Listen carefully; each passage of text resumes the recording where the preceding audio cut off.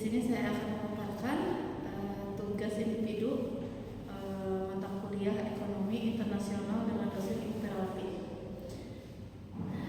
Di sini saya akan menjelaskan tentang perdagangan dan teori-teori perdagangan. Yang pertama, pentingnya perdagangan.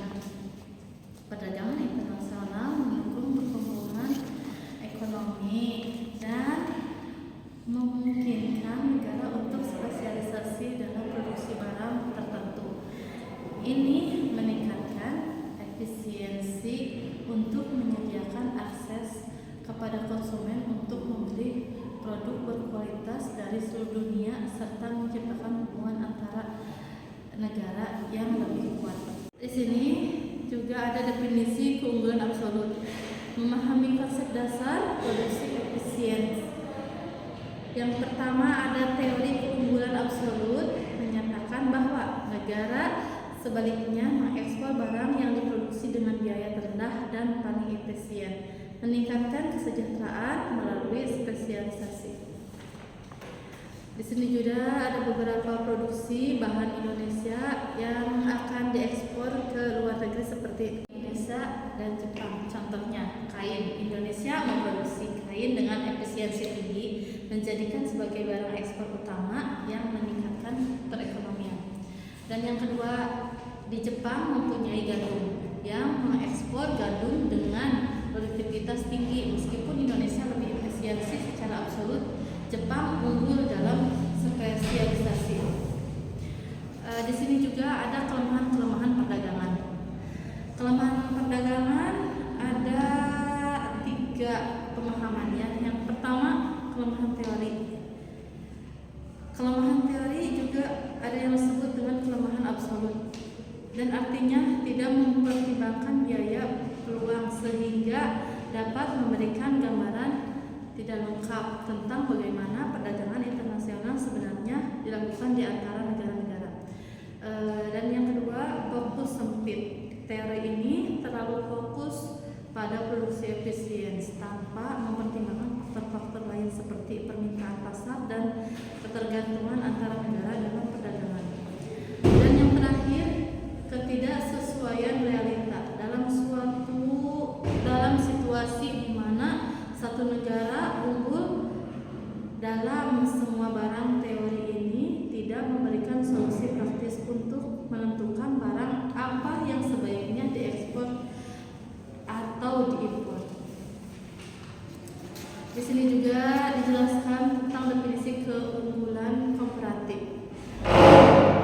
Memahami dasar spesialisasi dalam perdagangan internasional, harus tahu tentang teori keunggulan komparatif.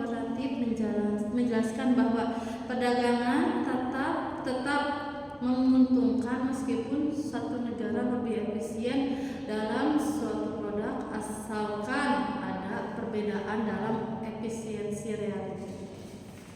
Di sini ada beberapa biaya atau beberapa biaya peluang ya. Yang satu bisa dari kain.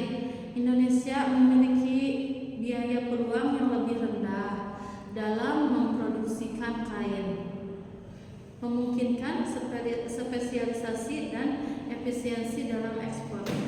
Yang kedua ada gandum.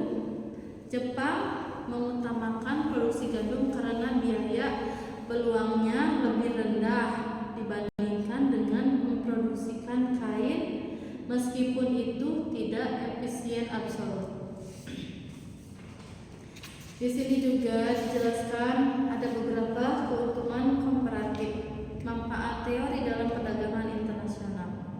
Ada 3 manfaat ya. Yang pertama, perdagangan menguntungkan. Teori keunggulannya komparatif menjelaskan mengapa perdagangan tetap menguntungkan meskipun satu negara memiliki efisiensi lebih tinggi di semua produk asalkan perbedaan efisiensi relatif ada. Yang kedua, spesialisasi optimal. Di negara-negara dapat memfokuskan produksi pada barang dan biaya peluang terendah, sehingga meningkatkan efisiensi sumber daya dan memaksimalkan keuntungan dalam perdagangan internasional secara keseluruhan. Yang terakhir ada dasar perdagangan modern. Teori ini menjadi landasan penting dalam perdagangan modern, membantu negara memahami dinamika pasar global dan meningkatkan kerjasama ekonomi antara negara. Dan yang terakhir, perbandingan teori dan kesimpulannya.